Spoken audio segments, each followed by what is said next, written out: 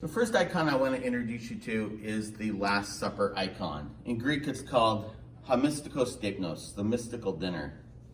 This icon commemorates Jesus' Last Supper with his disciples when he celebrated the Passover meal with them. If you remember your biblical history, the Passover meal is the commemoration of God saving the Israelites from slavery in Egypt. And the Jews had been told in Exodus to commemorate this event with a meal. And in many ways, this meal is an eaten commentary. As they work through the text together as a family, they eat certain symbolic foods that take them back to the original event. But any religious ritual is not just about the historical performance of the original event. It pulls it forward. Religious rituals use the present tense. And so during the Passover festival, they're using verbs that are present tense, as if we were in Egypt ourselves.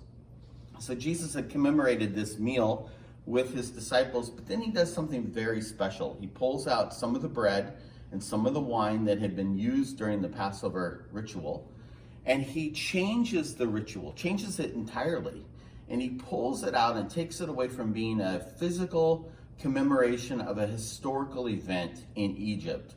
And he pulls it forward as a festival of liberation, not just from physical slavery, but from spiritual slavery to sin, death, and the devil. The other really amazing thing about this icon is if you notice the table is curved.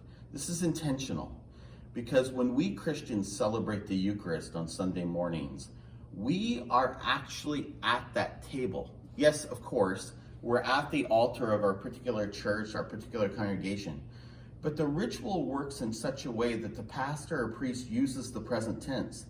This is my body. Not this was. This is my body. This is my blood. We are there clearly with our fellow congregants, physically, standing in front of the altar, physically. But at the same time, we are mystically participating in that original mystical dinner. We are there filling in the table with the disciples. It's also a future idea.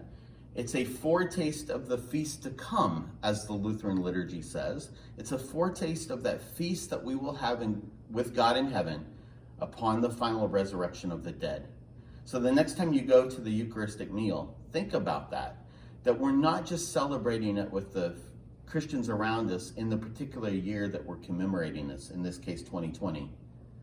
But we're also at the original table mystically, and we look forward to the feast with God in heaven at the end of time. The next video will focus on the icon of the crucifixion.